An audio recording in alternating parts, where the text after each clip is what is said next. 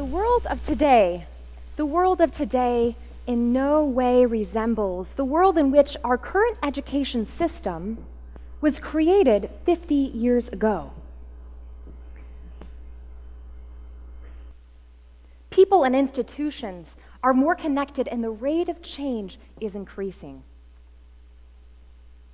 And in order for this generation to solve today's global challenges, they need to know more than quadratic equations or to have read classic literature.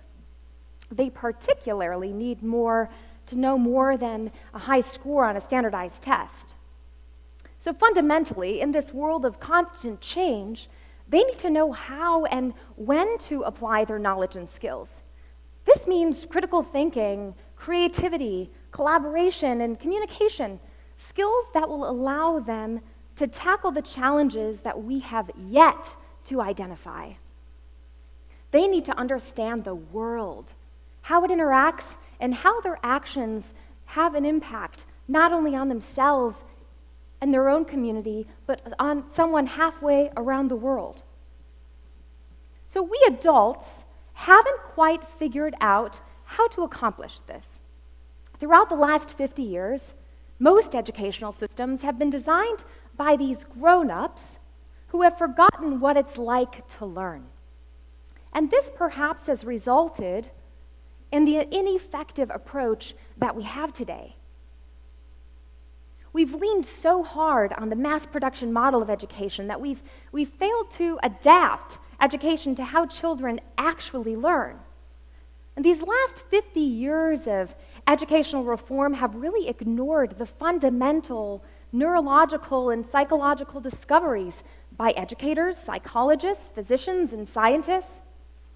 Instead, we've trudged along with standardization as an attempt to fix all ills. So I contend we need some radicalism. And to do that, we need to adopt the lens of a group of people who are obsessed with learning. They have a vested interest in making education work, and they have a natural curiosity for exploring new ideas. And they have an ability to tell us what really works in education.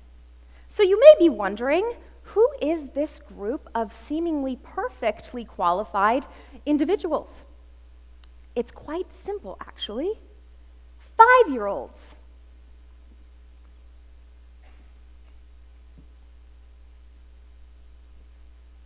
So I asked myself, what would school look like if we designed it through the eyes of a child learning for the very first time?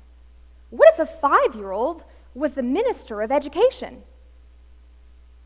After perusing through my old child development textbooks and thinking about the 5-year-olds I know, like Jack and Sophia, it became clear to me how a 5-year-old would design a system of education, how they would design a school around their emotional, physical, cognitive, and social needs. So let's start with cognitive development. 5-year-olds are learning machines. Sophia's world is full of magic.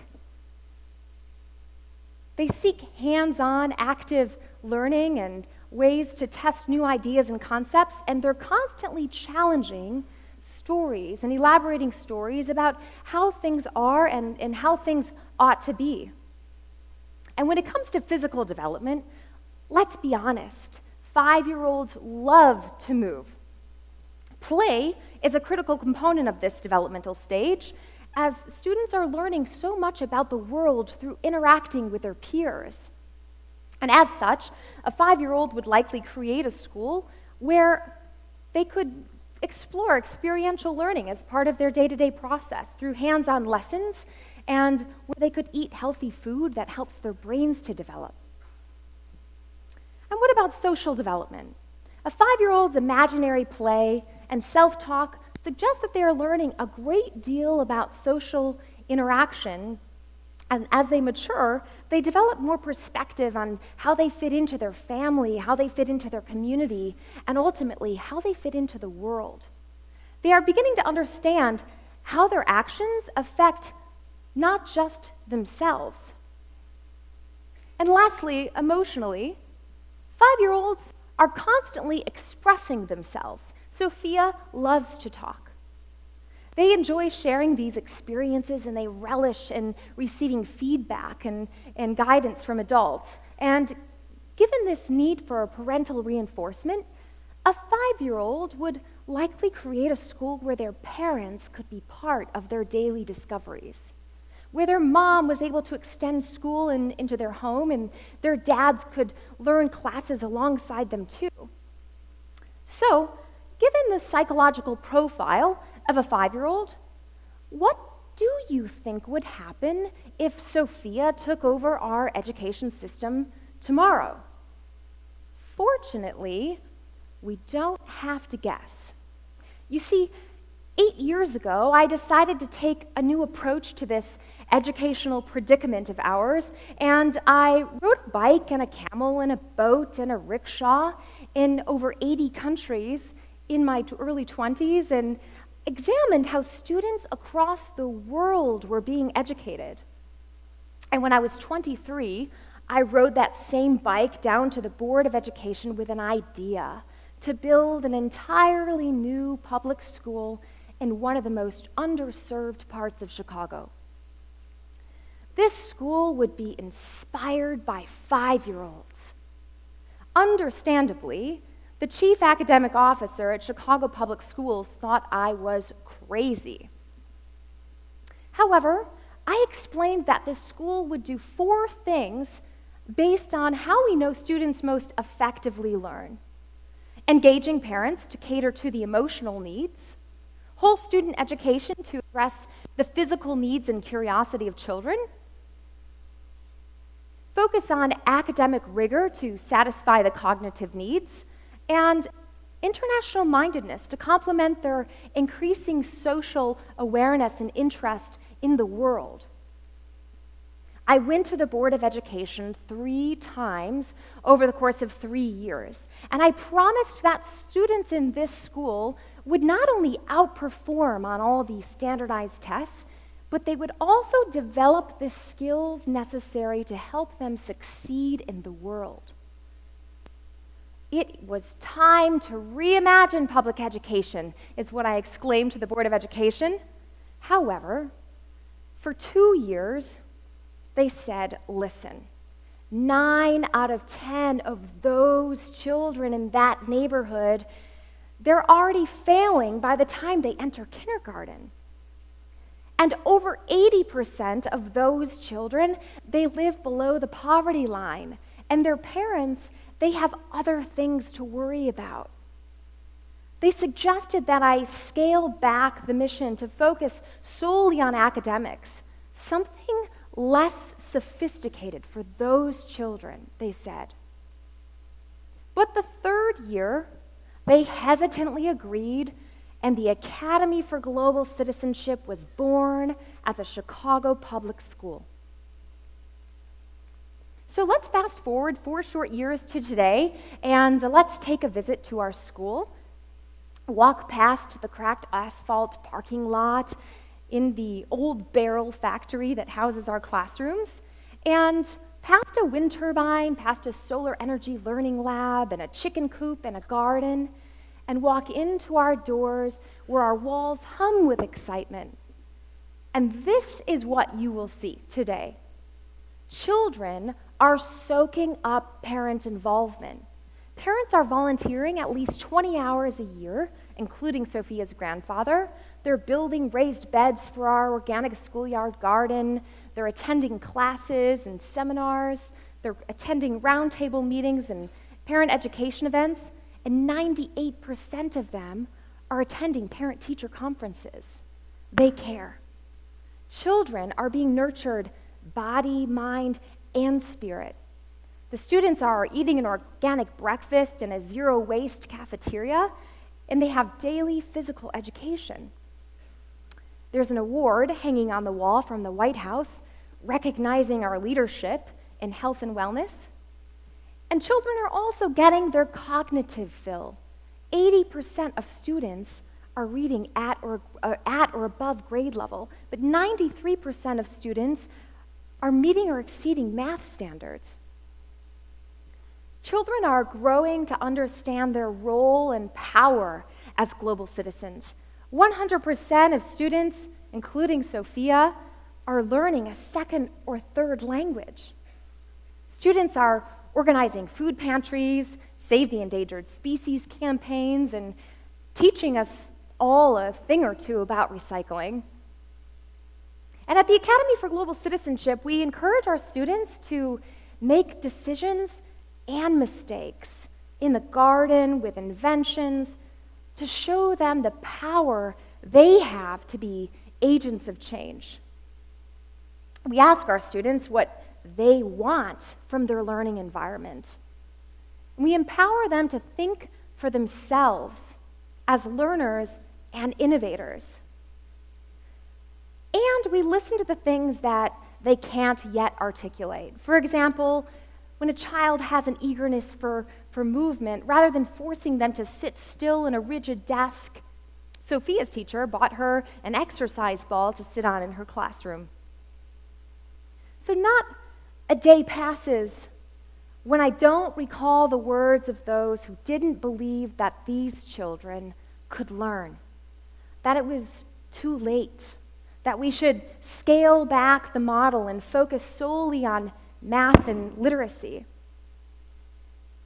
And whenever I speak, I'm asked about what help I need. I often receive requests to create another school, but today I'm here to tell you, and I'm here to tell the world, no. I'm not going to create another school, because that's not the solution. You see, in order to prepare our young learners for the world in which they live, we must focus on changing the system of education, not simply and only creating more schools. What we've built is proof that thinking differently about a system of education that hasn't materially progressed for the past 50 years can yield disproportionately positive results, not only in the academic and interpersonal, but the physical and global strength of a population. We don't spend more money than other Chicago public schools, but yet we see vastly better outcomes across multiple measures. And there are other school models around the world achieving the same results through innovation. So, how do we harness this innovation? We are building a laboratory to focus on evaluating, extracting, refining, and scaling these education innovations from both our school and schools from around the world. In essence, we want to learn a thing or two from the technological innovators of our time, and we want to open source what works in education, ranging from sustainable building technologies to innovative teaching technologies. But we need your help. So here's my homework assignment for all of you based on your 5-year-old wisdom. Cognitively, as you return to your office next week, I challenge you to question the assumptions of your adult perspective. Approach your day through a 5-year-old's curious eyes. Imagine yourself experiencing the world for the very first time. And physically, next time you find yourself struggling with a challenge, get up and move, do some jumping jacks, and consider how physical activity impacts your cognition. And then imagine what this is like for a student who's learning when movement is integrated into class. Socially, live each day and every day with a 5-year-old's concern and fascination for the world. Consider the impact that we all have in our global community and commit to making one small change. For Diego, for your children, and for the 500,000 children born today around the world. Emotionally, consider this. 5-year-olds are masters for understanding the need for other people around us. The only way that we are going to solve this seemingly intractable challenge of reforming education is by contributing our collective capacities. So I invite you to sit down with me and think about how you can get involved in the creation of this laboratory. We're looking for everyone: scientists, educators, communicators, philanthropists, designers, technologists, entrepreneurs, to construct a movement that's going to take this lab's innovations and spread them to create fundamental change across the globe. And that's what I mean by scale. Creating this simple systemic mindset shift that can spread. This is not about the next generation. This is about Sophia and the hundreds of millions of children sitting around the world in classrooms right now. This is about the 5-year-olds who will lead the world sooner than we can ever imagine. You know, we can't stop the world from changing. We can only adapt with it by embracing the wisdom of one of the world's greatest assets, the wonder and limitless potential of the world through a 5-year-old's eyes. Obrigada.